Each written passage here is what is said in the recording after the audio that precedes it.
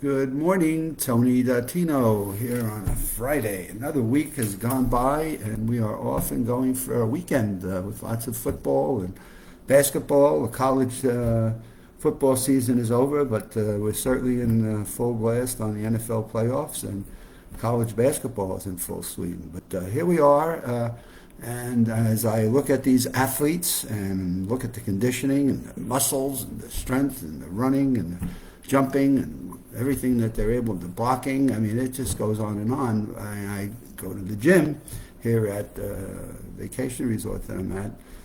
I see people again working on the weights. They're lifting their weights and they're doing their body building, their push-ups and curls and everything else. And I politely will ask, are they doing anything for your mental muscles, like your brain and the thinking patterns and your creativity, and how you can work out your thinking patterns and stuff and build more memory muscle. And people look at me like I'm crazy, like, what are you even talking about? So we've got a ways to go. We're going to be doing our 25th USA Memory Championship this year. And we founded that, or I founded that 25 years ago to demonstrate to people there were things you could do to improve your brain no matter what your age. It's been great over the years. We've had as young as a 12-year-old and as old as a 72-year-old competing for who has got the best memory in the United States. And we've certainly done well with our champions, and they have certainly done well to go out and spread the word to people that there are skills that you can learn, there are techniques and things you can practice that help you to improve your memory. And the science world today continues to search for all these different cures, and yet I do not see any of them looking for cures on how do you build a muscle inside your brain. It's like, well, you've got it, it's fixed, and we'll figure out what the right drugs are, and we'll figure out all of the things that we can give you in terms of injecting into your body or checking into your physiology, but do they ever stop to look at, so what are things that we can do to strengthen, that we can learn skills? And we know that learning to learn is a powerful thing for us to do throughout our whole life. And there's so much research that's come out that's talked about, when we stop learning, what happens to our brain connections and to the physiology that is constructed with our neurons and axons and dendrites in our brain, and that it's just use it or lose it. And we hear that and we kind of just dismiss it like this little, what's the big deal about use it or lose it? And yet when we lose it, we're not too happy about it. And so in our USA Memory Championship, people are asking us, are there things we can learn to prepare for the championship? And I'd like to tell you, there are things you can learn to prepare for the rest of your life. And there are things that we can teach you and things that you can learn on your own that help you to build the strength of your brain, just as if you were going to build the strength of your arms or your legs or your stomachs, and you're going to do your abs or your pecs or your arm muscles, and etc. There are things that you can do to improve your mental muscle here.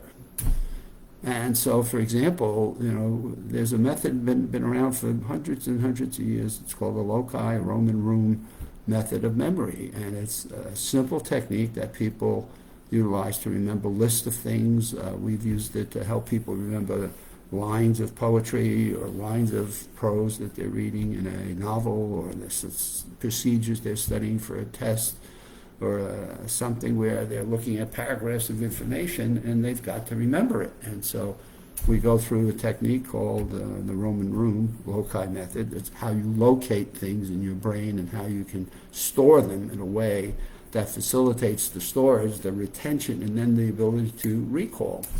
And so it's just a very simple method that we share with people that can start with just looking at the room, the objects in your own living room, kitchen, dining area, bathroom, and just stare at the objects that are around the walls, because you want to make it something that's not movable, so that you've got a permanent anchor that you can use to link and connect and associate other information to it and create stories and have some fun.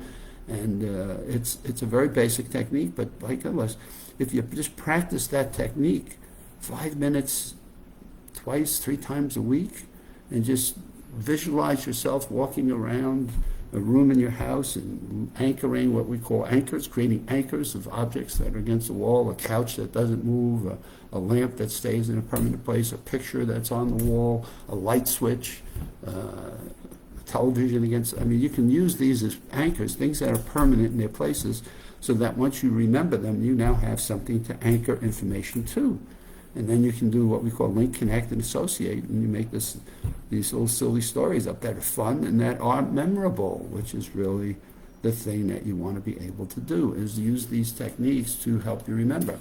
There's an offshoot to the loci or Roman room method called the journey. And we've had people use Disney parks and walk down Main Street and anchor the buildings and the things they see going through Disney. So Disney fanatics can anchor a journey walking through a Magic Kingdom or an Epcot or an Animal Kingdom, and use the Disney objects as anchors, things that they will clearly remember, that they can then use as we call anchors, and then make links and connections. And I submit that if we just got people to use that technique, when people are being tested for Alzheimer's now, early dementia, they're given a list of words with no skill on how to link those words to remember them. They're just kind of thrown randomly at them, and then 5 minutes later they're asked to repeat the words. And if the person has no prior skill on how to take these random words that they're being given, milk, gas, pencil, grass, glass, I mean, if they're not given anything to anchor these people, these words to, and they come back a few minutes later, there's a likelihood that a lot of people will forget those words. And it's like somebody tells you to do something, and then 5 minutes later you were focused on something else, and you didn't have a technique where you anchored it, and you said, I got to remember to do this. And you said, well, 10 minutes later, the person you're talking to said, remember, I asked you to pick this up or get this. If you're not focused and you haven't anchored that in some way to your brain, then 10 minutes later you're going to have forgotten to do what it was you were supposed to do. So that's just one of the techniques that we talk about, is building muscle memory and building your mental capacities. Another one that's very prominent and very dominant is names and faces. We're meeting people all the time. Social interaction. We're learning more and more about the power and the importance of social interaction. And so have we ever learned and stopped to take practice on, so how would I remember a person's name? If I really wanted to pay attention and I really wanted to focus on remembering this person's face with their name, how would I do that? And so what are some of the techniques that you use to remember people that you meet in everyday life that you may meet again? Now, I'm not, for practicing purposes, I'm thinking neighbors and people that you meet maybe in a grocery store, the people that work at the cash register or the service desk, or you go to a particular gas station and you meet somebody at a gas station that you see every time you go pump gas. They're at the counter at the 7-Elevens or the Mart that you purchase your fuel in. But when you're thinking about meeting people and you're going to meet them again and again, how about taking a few minutes to think about, I want to build a relationship with this person, and nothing better than build trust and communication with a person is remembering their name. It's like, wow. And it's amazing when you meet people again in work or in a store or on the street in your neighborhood, and remembering their name, how important that is in terms of, wow, they remembered my name, or he or she remembered my name.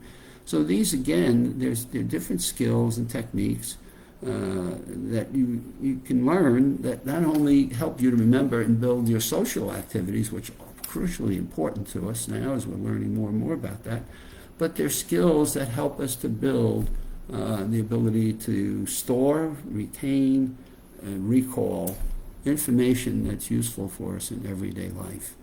And then one of my least favorite, though I shouldn't say least, one of the most difficult to teach people is remembering strings of numbers, addresses, and different financial data and information that they need to have, and where numbers are about in our lives all day long, that we just don't stop to focus on. And how am I going to remember an address, or how am I going to remember the balance in my checkbook so I don't overdraw my bank account, or how do I know what I've got in my retirement plan and what interest rate I've got and things of that sort. So there are different fundamental skills that you can learn that you utilize in everyday life that are part of exercising our mental capacities. And that's what the USA Memory Championship was founded to prove to people, that there are skills and techniques you can use that help you in everyday life to make a difference.